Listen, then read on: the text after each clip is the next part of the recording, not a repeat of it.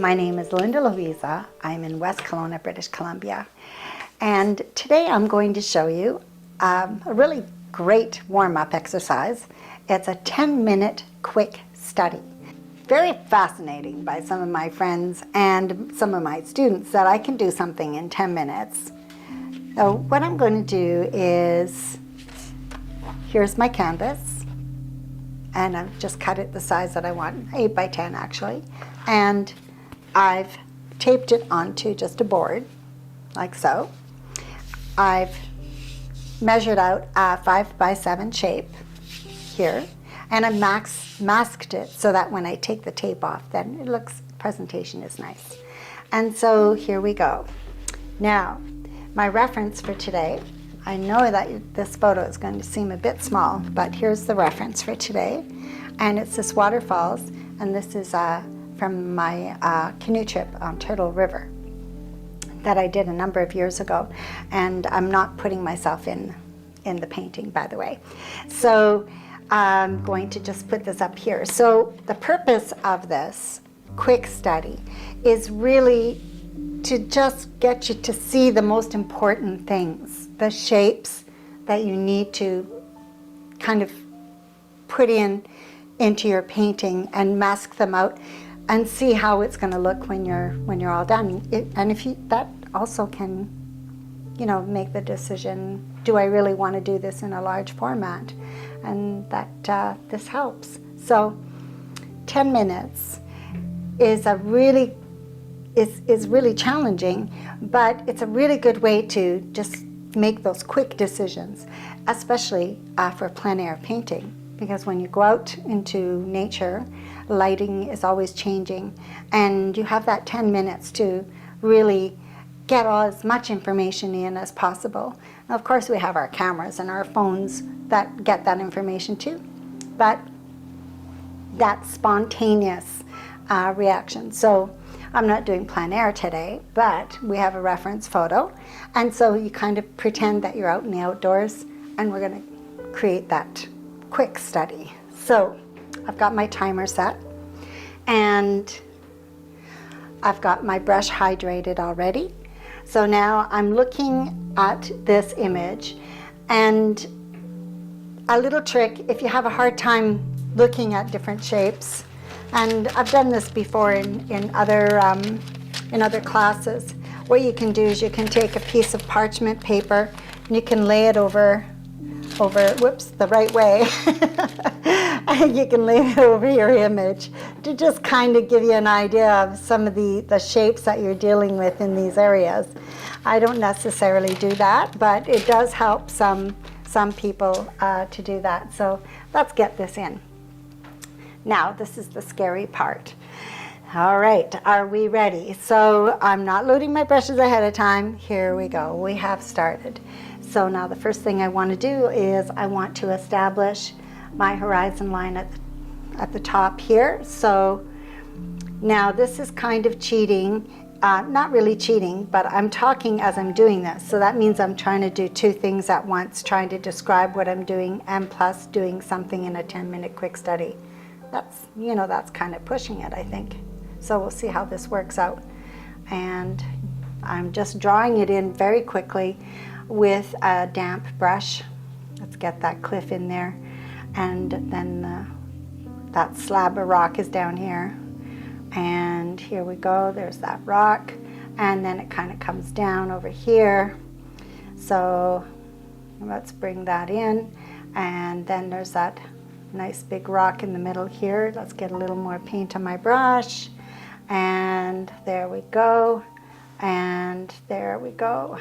So now a minute has gone by already. Can you believe it? There we are. So now I'm just going to load up a larger brush.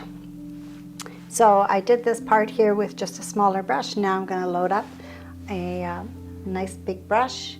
I'm going to start off with the ultramarine blue and the yellow, and I'm going to block in where the trees are, just like that. And as I'm blocking in, I'm also leaving some of the areas that are lighter, like the sky area, because I don't want it to turn my trees into a tint. So I'm just going to bring that down over here and a little more paint on my brush. And it goes way over here off into the distance. And we've got some trees over here. Bring those in. And picking up a little more paint, bring that in. So my brush is double loaded, by the way. So it's got the yellow and the blue on it. And here we go. And bring this down here, like so. Just kind of go into that area there. Just going to suggest that tree by making a mark. A little bit more blue. More yellow.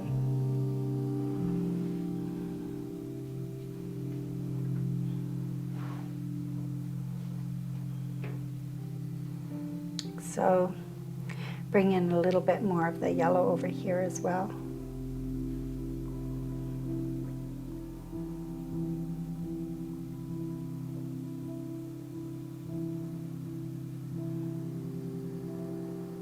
Okay, I've got 4 minutes left. I picked up some red and some yellow and some blue.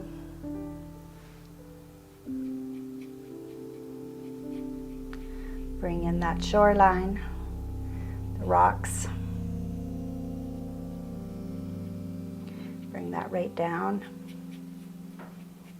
Still using the same brush.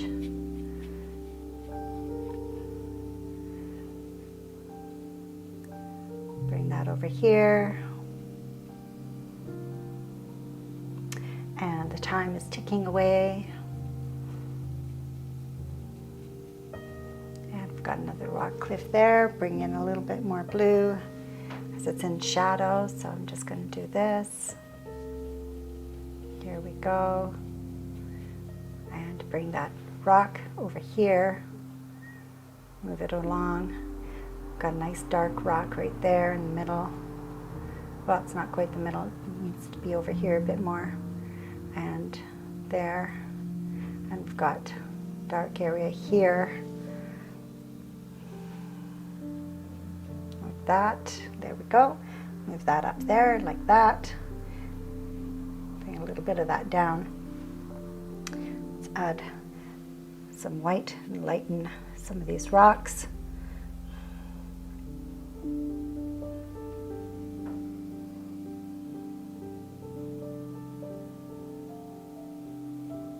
There we go.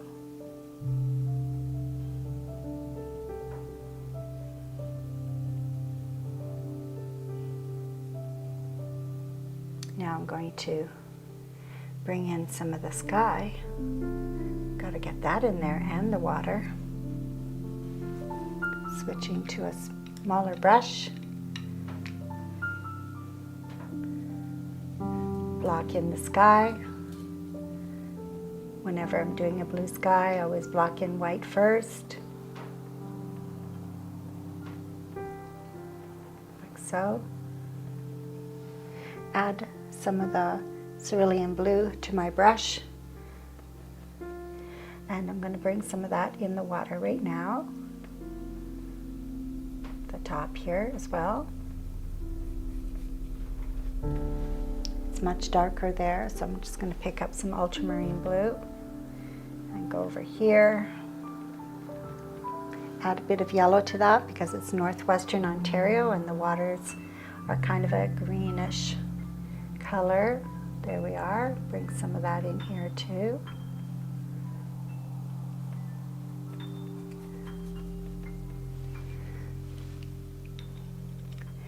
Grab another brush and bring that blue down. It's a really light blue.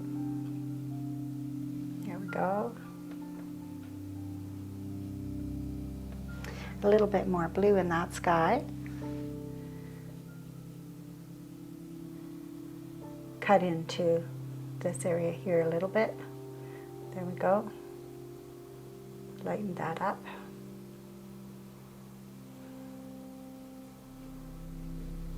Bring that down.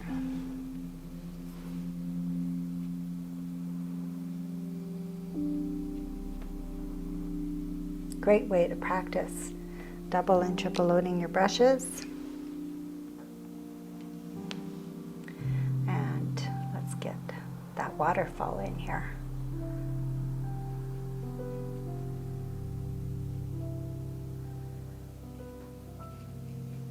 More white paint.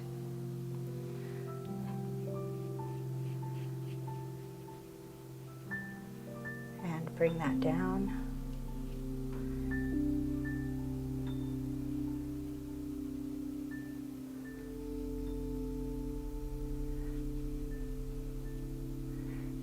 Bring that in. There we go.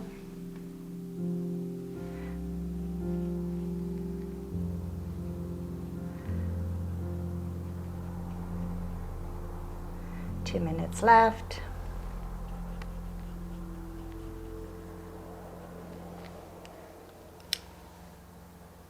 Picking up a little bit of cobalt blue. Trying to capture the movement of the water here at the bottom.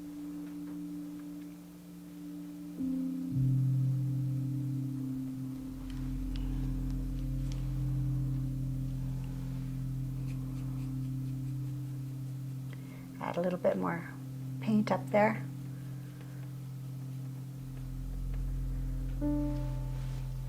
And more white.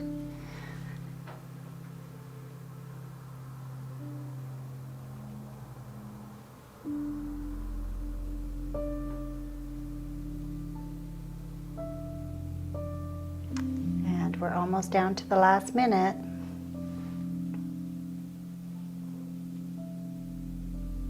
And here we are down to the last minute. So quickly look at any little areas that might need a little something. And there we go. That could be a little bit darker there.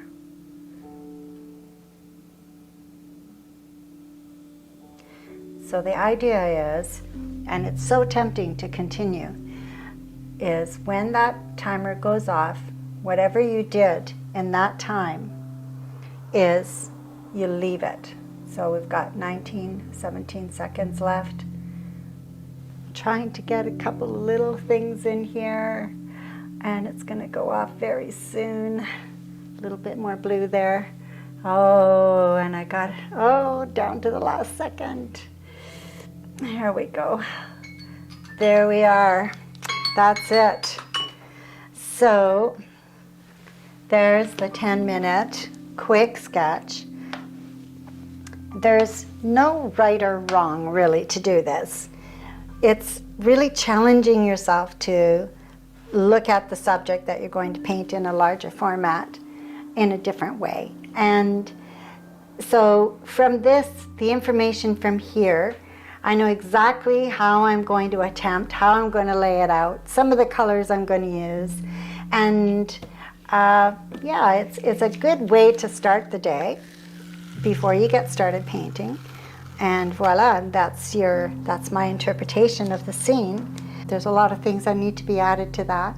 And it is very tempting to go back into it and adjust the shapes, like bring in more shadow here, for example, and here, and start to really get involved in, but then you save that information for your big painting. So that's the 10-minute quick sketch. Thanks again for watching today, and I hope you enjoyed this 10-minute demonstration. Give it a try and let me know what you think about it and if it's been helpful for you. LindaLovisaArtCanada.ca. Please subscribe to my channel and don't forget to hit the notification button.